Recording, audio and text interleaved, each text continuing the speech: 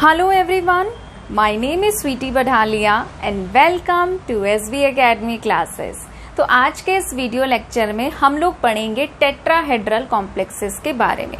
क्योंकि valence bond theory की postulates हम लोगों ने समझ ली हैं, फिर उसको हमने कोऑर्डिनेशन नंबर 6 ऑक्टाहेड्रल कॉम्प्लेक्सेस के लिए भी सीख लिया है, तो बाकी ज्योमेट्री के लिए सीखना आप लोगों के लिए बहुत आसान हो जाएगा। ठीक है, क्योंकि क्या होता है कि जब हम पहली बार सीख रहे होते हैं तो थोड़ी सी दिक्कत आती है, बट अगर आपको ऑक्टाहेड्रल कॉम्प्लेक्सेस में समझ में आ गया पैटर्न कि हमें कैसे सॉल्व करना है, तो टेट्राहेड्रल कॉम्प्लेक्सेस या स्क्वायर प्लेनर कॉम्प्लेक्सेस में आप लोगों को बिल्कुल भी दिक्कत नहीं आएगी। तो चलिए स्टार्ट करते हैं। सबसे पहला कॉम्प्लेक्स है हमारा टेट्रा कार्बोनिल निकल। ठीक है, तो हमारा पहला काम क्या होता है? ऑक्सीडेशन स्टेट निकालना। तो चलिए ऑक्सीडेशन स्टेट निकालते हैं। निकल को मानेंगे X। कार्बोनिल कितने हैं यहाँ पर? 4। कार्बोनिल पे चार्ज कैसा होता है? 0। ठीक है, अगर हम कार्बोनिल के स्ट्रक्चर की बात करें तो कार्बोनिल का स्ट्रक्चर कैसे होता है? ऐसे। तो नेगेटिव और पॉजिटिव एक दूसरे को क्या कर देता है? न्यूट्रलाइज। ठीक है, तो ओवरऑल कार्बोनिल पे कोई चार्ज नहीं होता, न्यूट्रल लिगेंड है। 0 से मल्टीप्लाई करेंगे, बाहर कोई चार्ज नहीं है इसलिए 0 से इक्वेट कर देंगे। ठीक है, तो x की वैल्यू क्या आ गई? x की वैल्यू आ गई 0। इसका मतलब क्या है कि यहाँ पे जो मेटल है उसका ऑक्सीडेशन स्टेट 0 है, आयन की फॉर्म में वो एग्जिस्ट नहीं कर रहा है।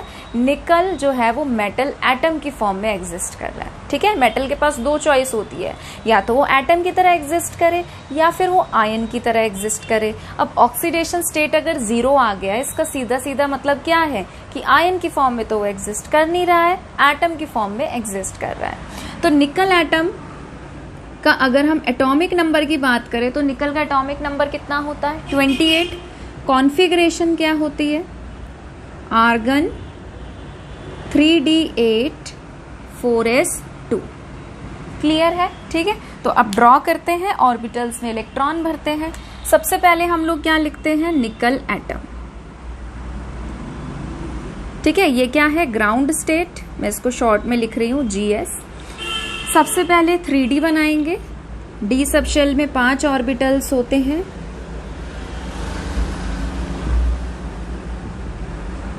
उसके बाद 4s, उसके बाद 4p। क्लियर है? चलिए, डी में कितने इलेक्ट्रॉन हैं? 8 इलेक्ट्रॉन भर देते हैं। 1 2 3 4 5 6 7 8। 4s में कितने हैं? 2। अब लीगेंड हमारा कैसा है? मैंने आपको कहा था कि ये CFT का पॉइंट है, बट VBT के क्वेश्चन सॉल्व कराने में आपको काफी मदद करता है। तो कार्बोनिल कैसा लीगेंड है? Strong ligand. और स्ट्रॉन्ग लीगेंड क्या करा देता है? पेयरिंग। ठीक है, तो यहाँ पे क्या हो जाएगी? इलेक्ट्रॉन की पेयरिंग हो जाएगी।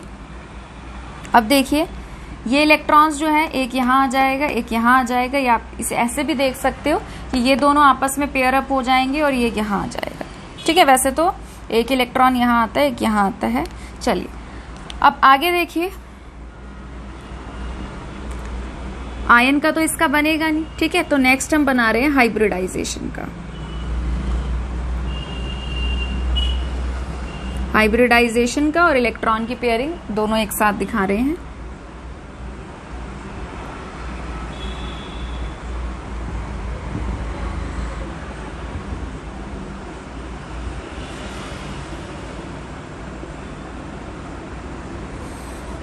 This is 3D, this is 4s and this is 4p। अब पेयरिंग हो गई, ये भी यहाँ आ गए, एक S का खाली हो गया और 3 P के खाली हो गए। लीगेंड्स कितने हैं? 4। वैकेंट ऑर्बिटल भी कितने चाहिए? 4। ठीक है, 4 लीगेंड आ रहे हैं, 4 ऑर्बिटल चाहिए, तो हाइब्रिडाइजेशन भी किस में होगी? 4 एटॉमिक ऑर्बिटल्स में। ठीक है, तो यानी कि हाइब्रिडाइजेशन में कौन पार्टिसिपेट करेगा? एक S का और 3 P के। ठीक है, एक S का है और 3 P के हैं, तो हाइब्रिडाइजेशन क्या हो गई? sp3, है ना।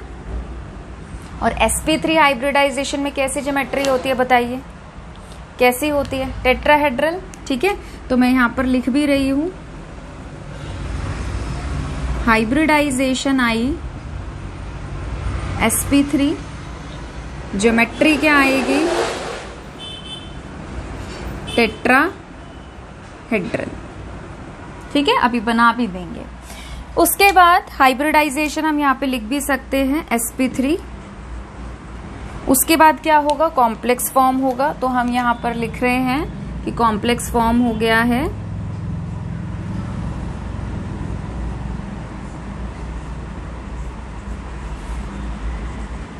फॉर्मेशन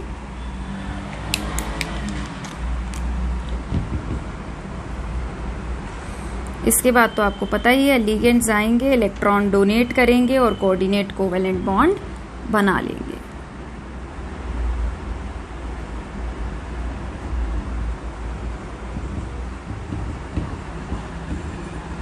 ठीक है,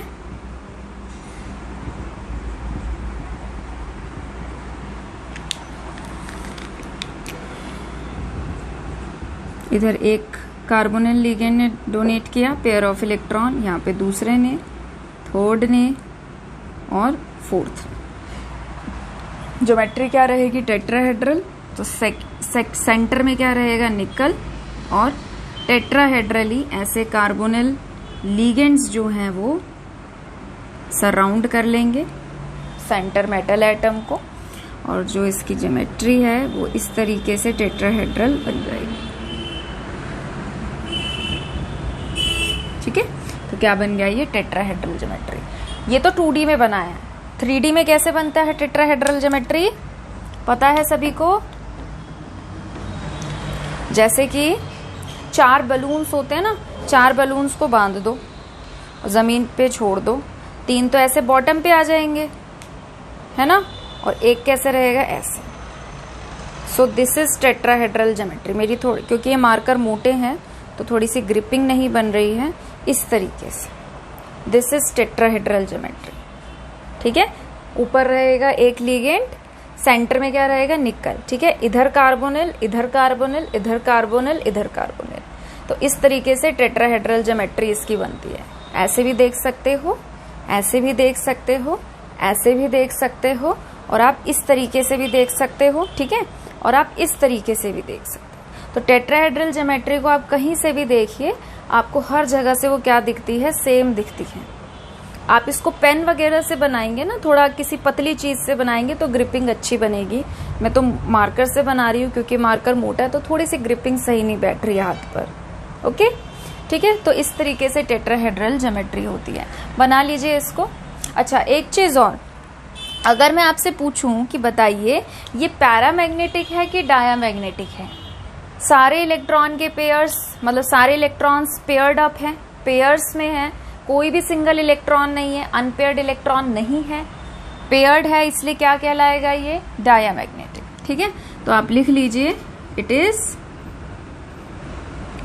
डायामैग्नेटिक इन नेचर। ठीक है, मैग्नेटिक बिहेवियर। ओके, आसान था ना।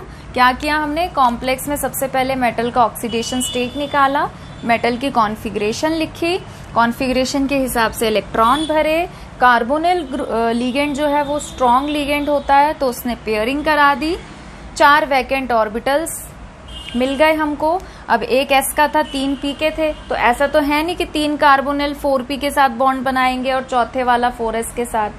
बॉन्ड की क्या होनी चाहिए, सेम स्ट्रेंथ, है ना। तो इसीलिए हाइब्रिडाइजेशन प्रोसेस होगा। 4 ऑर्बिटल ने इसलिए पार्टिसिपेट किया क्योंकि 4 लिगेंड्स थे।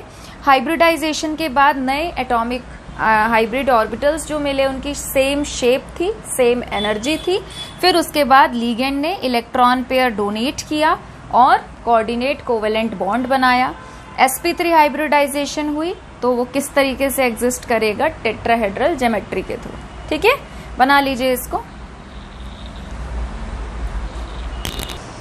चलिए अब हम लोग बढ़ते हैं नेक्स्ट एग्जाम्पल की तरफ। नेक्स्ट एग्जाम्पल हमारा क्या है, जिंक NH3 4 टाइम्स 2+, सबसे पहले हम लोग क्या करते हैं, मेटल का ऑक्सीडेशन स्टेट निकालते हैं। निकालिए, जिंक को मानेंगे X, NH3 4 टाइम्स। अमोनिया पे कोई चार्ज होता है, नहीं होता, न्यूट्रल लिगेंड है, और ओवरऑल कितना है +2। तो X की वैल्यू क्या आ गई, +2। तो जिंक जो है वो ऑक्सीडेशन स्टेट 2 शो कर रहा है इधर। ठीक है, जिंक का एटॉमिक नंबर क्या होता है, 30। कॉन्फ़िगरेशन क्या होती है electronic, 3d10 4s2। Okay, zinc का ऑक्सीडेशन स्टेट क्या है, +2। तो क्या रहेगी कॉन्फ़िगरेशन, S में से 2 इलेक्ट्रॉन निकल जाएंगे, क्या बचेगा, 3d10 4sc। ठीक है, चलिए इलेक्ट्रॉन्स फिल करते हैं। जिंक एटम के लिए 3d में कितने हैं, 10। 1 2 3 4 5 6 7 8 9 10। ठीक है, पहले हर ऑर्बिटल में सिंगल सिंगल इलेक्ट्रॉन भरना है, उसके बाद पेयरिंग करनी है। फिर उसके बाद 4s में कितने इलेक्ट्रॉन है, 2। तो 4s में 2 इलेक्ट्रॉन भर दिए। ठीक है, अब आयन के हिसाब से कॉन्फ़िगरेशन जो है उसके अकॉर्डिंग इलेक्ट्रॉन्स भरेंगे। तो जिंक आयन 2+। 2+ के हिसाब से क्या है, S में से 2 इलेक्ट्रॉन निकल जाएंगे।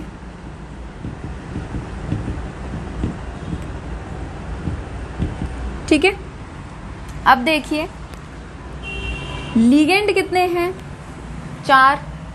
ऑर्बिटल्स कितने चाहिए, 4। यहाँ पे तो पेयरिंग कराने की भी जरूरत नहीं, ऑलरेडी पेयर्ड अप है, ऑर्बिटल्स ऑलरेडी खाली हैं, तो कुछ करने की ही जरूरत नहीं है। ठीक है, तो अब 4 लिगेंड है, 4 एटॉमिक ऑर्बिटल्स चाहिए, हाइब्रिडाइज्ड हो जाएंगे। ठीक है, नए हाइब्रिड ऑर्बिटल मिलेंगे, सेम एनर्जी सेम शेप के। उसके बाद कॉम्प्लेक्स जो है वो फॉर्म हो जाएगा। ठीक है, यहीं पे लिख देते हैं हम। मैंने एक्चुअली हाइब्रिडाइजेशन इसी में ही दिखा दी, आप चाहो तो आगे नेक्स्ट स्टेप में दिखा सकते हो। ठीक है, समझ तो आप गए हो कैसे करना है, तो एक अगले स्टेप में आप चाहो तो लिख सकते हो, नहीं तो यहीं पे लिख सकते हो। Zn2+ आयन कॉन्फ़िगरेशन,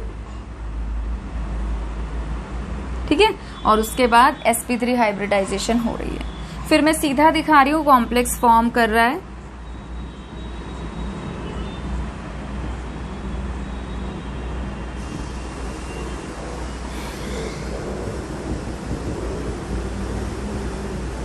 ठीक है, अब क्या होगा, अमोनिया आएगा और क्या करेगा, यहाँ पे इलेक्ट्रॉन्स डोनेट कर देगा।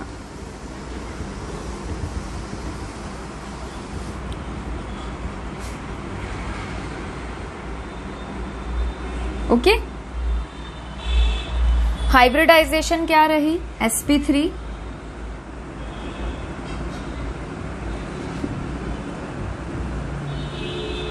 ज्योमेट्री क्या होगी sp3 में, टेट्राहेड्रल।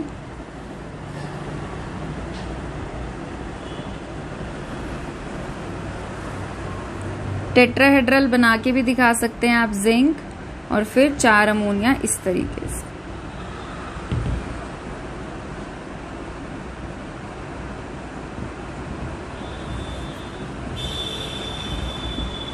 ठीक है, सारे पेयर्ड अप हैं, इसलिए कैसा होगा, डायामैग्नेटिक। मैग्नेटिक बिहेवियर कैसा रहेगा, डायामैग्नेटिक।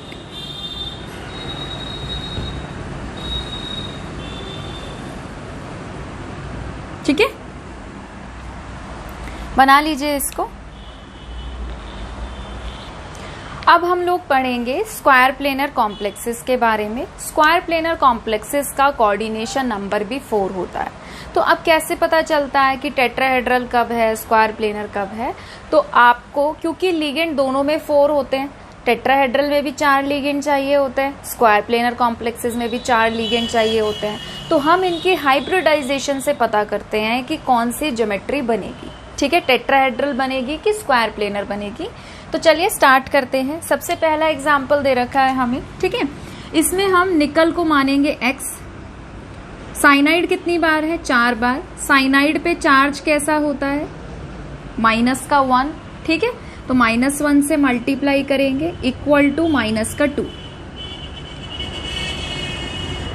ठीक है, 4 को -1 से मल्टीप्लाई किया, -4 आया, वहां पे जाके क्या हो जाएगा, +4।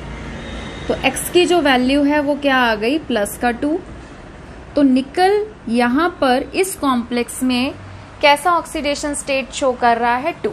ठीक है, अब कॉन्फ़िगरेशन लिखेंगे। निकल का एटॉमिक नंबर कितना होता है, 28। ठीक है, कॉन्फ़िगरेशन क्या होगी, आर्गन 3d8 4s2। निकल 2+ में क्या होगी कॉन्फ़िगरेशन, 2 इलेक्ट्रॉन निकल जाएंगे, आर्गन 3d8 4s0, है ना। करते करते अब देखो आपको कितना आसान लग रहा होगा। अब आते हैं ऑर्बिटल्स में इलेक्ट्रॉन भरते हैं। सबसे पहले ग्राउंड स्टेट के हिसाब से भरेंगे एटम।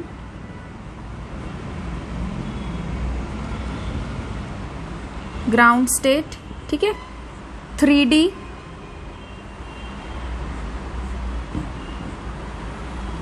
कितने हैं 3d में इलेक्ट्रॉन, 8, 1 2 3 4 5 6 7 8।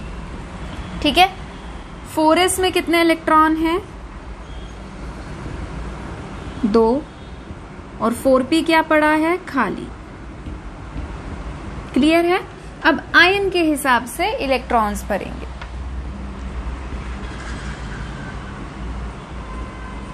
इसको क्या बोलते हैं, एक्साइटेड स्टेट। पीछे के क्वेश्चन में अगर मैंने एक्साइटेड स्टेट नहीं लिखा है, आप लोग लिख लेना। ठीक है, ऐसी चीजें, छोटी मोटी चीजें तो आप खुद ही हैंडल कर लिया करो।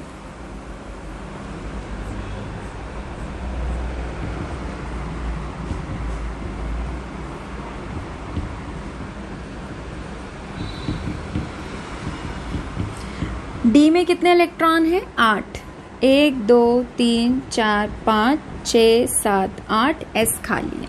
ठीक है, लीगेंड कितने हैं, 4, ऑर्बिटल्स भी कितने हैं, 4, बट जो लीगेंड है यहाँ पे वो कौन सा है, साइनाइड। और साइनाइड क्या होता है, स्ट्रॉन्ग लीगेंड।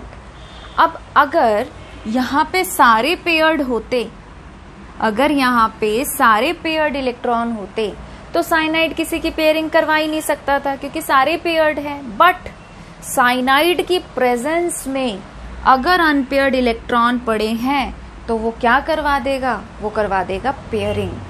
क्या करवा देगा, पेयरिंग। ठीक है, तो ये वाला जो इलेक्ट्रॉन है ये कहाँ आ जाएगा, यहाँ पर आ जाएगा। ठीक है, उसके बाद हाइब्रिडाइजेशन हो जाएगी। ठीक है, चलिए मैं सीधा हाइब्रिडाइजेशन में वाले में ही दोनों स्टेप दिखा दूंगी।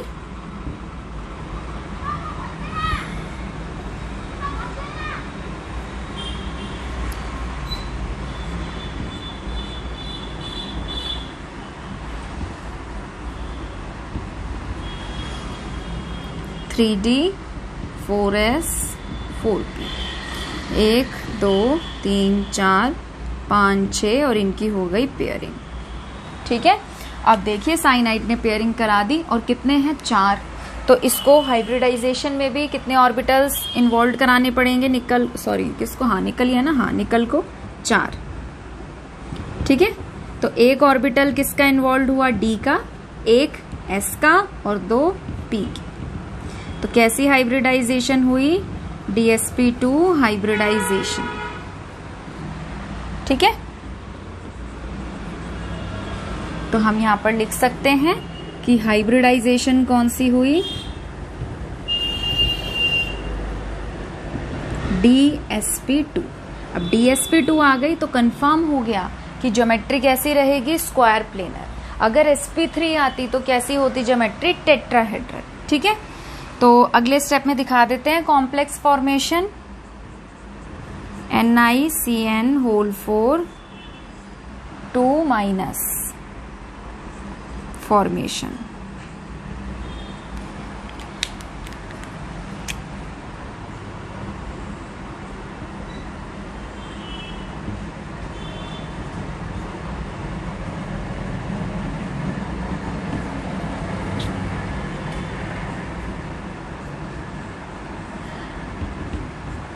ठीक है, तो एक साइनाइड यहाँ आएगा इलेक्ट्रॉन डोनेट करने, एक यहाँ, एक यहाँ और एक यहाँ। ठीक है, ज्योमेट्री बना दीजिए।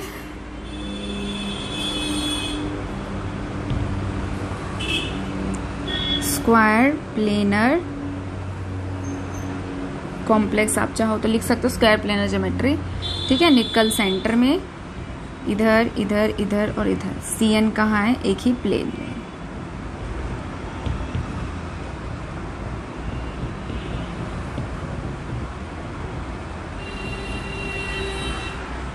ठीक है।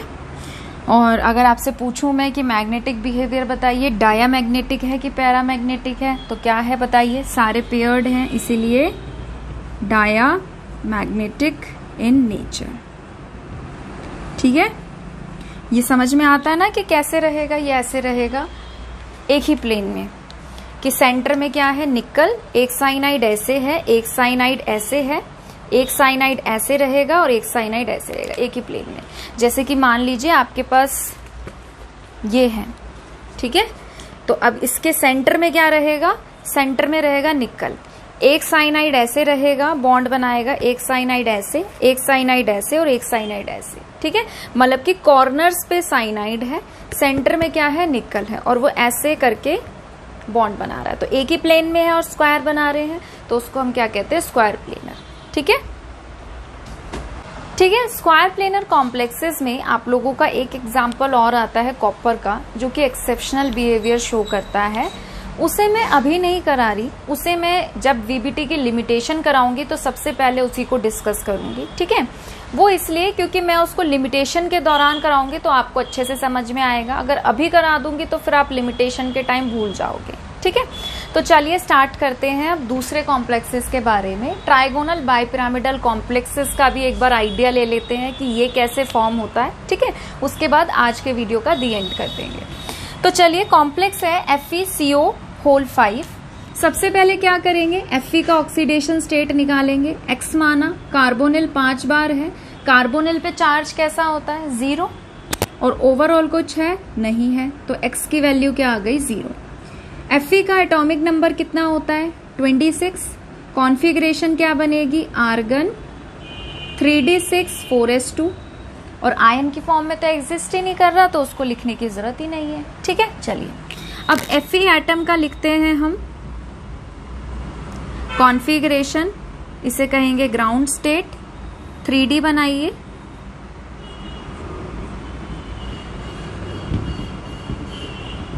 (4s) बनाइए, 4p बनाइए,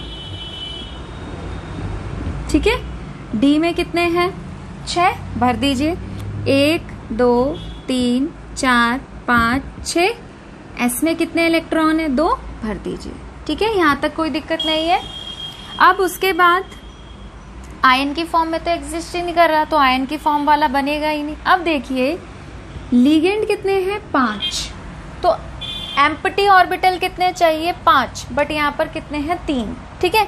अब देखिए सबसे पहले आगे का लेंगे कि अंदर वाले इलेक्ट्रॉन्स में इलेक्ट्रॉन्स की पेयरिंग होगी, उसको डिसाइड करने के लिए आप देख लीजिए कि लिगेंड कैसा है। लिगेंड कैसा है? कार्बोनिल। मैंने आपको बताया था ना, कार्बोनिल हो गया, नाइट्रोसिल हो गया, ठीक है, साइनाइड हो गया, ये सारे स्ट्रॉन्ग लिगेंड होते हैं और पेयरिंग करा देते हैं। तो क्योंकि ये स्ट्रॉन्ग लिगेंड्स में आता है, ये पेयरिंग करा देगा। तो अब देखिए ये इलेक्ट्रॉन इसके साथ पेयरअप हो गया, ये इसके साथ, और ये दोनों यहां पर आ जाएंगे।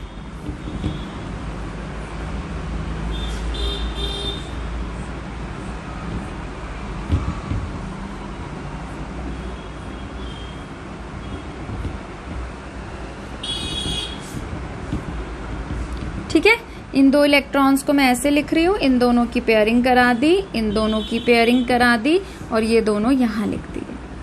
अब देखिए लिगेंड कितने? 5। एम्प्टी ऑर्बिटल कितने? 5। तो बाहर वाले ऑर्बिटल को लेने की जरूरत ही नहीं पड़ेगी, है ना। तो अब देखिए हाइब्रिडाइजेशन कराएंगे, क्योंकि एक 3d का है, एक s का है और 3 p के हैं। तो इसी में मैं हाइब्रिडाइजेशन लिख रही हूं कि यहाँ पे हाइब्रिडाइजेशन प्रोसेस हो रहा है। एक D का, एक S का और 3 P के।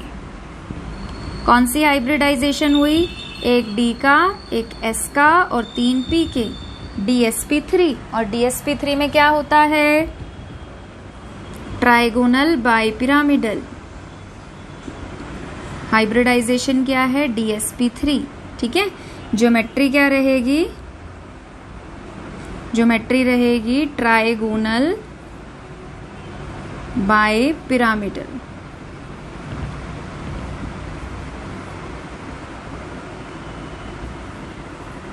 ओके, ठीक है। अब उसके बाद कॉम्प्लेक्स फॉर्मेशन कर दीजिए।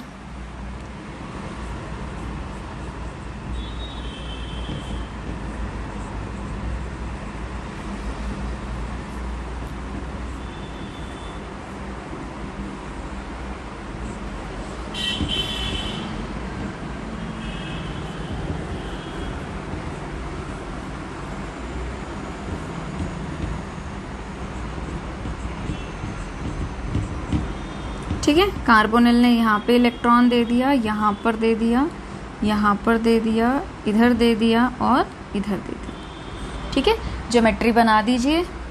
Fe रहेगा सेंटर में, 3 कार्बोनिल क्या बनाएंगे, ट्रायंगल। ठीक है, और एक कार्बोनिल अबव द प्लेन और एक कार्बोनिल बिलो द प्लेन। ठीक है, डायमैग्नेटिक रहेगा कि पैरामैग्नेटिक रहेगा, तो ये रहेगा डायमैग्नेटिक। क्लियर है? ठीक है, समझ गए कैसे बनेगा? ये ऐसे बनेगा।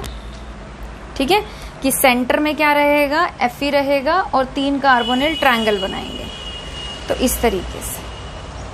ठीक है, सेंटर में Fe, एक कार्बोनिल इधर, एक इधर और एक इधर, इस तरीके से। ठीक है, फिर एक कार्बोनिल ऊपर रहेगा और एक कार्बोनिल नीचे रहेगा। ऊपर वाला क्या बनाएगा, पिरामिड। ध्यान से देखो, ये है ना, तो इसकी दीवारें खींच दो कि एक दीवार ऐसे लगाई, एक दीवार ऐसे लगाई, एक दीवार ऐसे लगाई, पिरामिड बनेगा। सेम नीचे पिरामिड बनेगा, तो इसीलिए बोलते हैं ट्रायगोनल की ट्रायंगल पे 2 पिरामिड बने, एक पिरामिड ऊपर और एक पिरामिड नीचे। क्लियर है? ठीक है, इसको लिख लीजिए।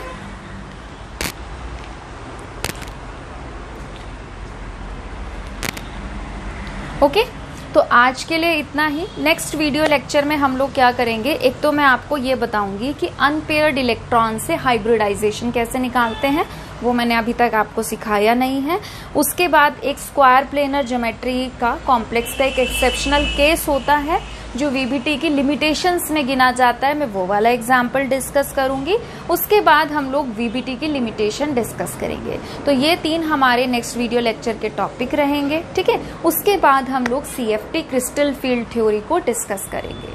अगर आप लोगों को ये वीडियो पसंद आया है तो प्लीज इसे लाइक करिए, शेयर करिए, चैनल को सब्सक्राइब करिए।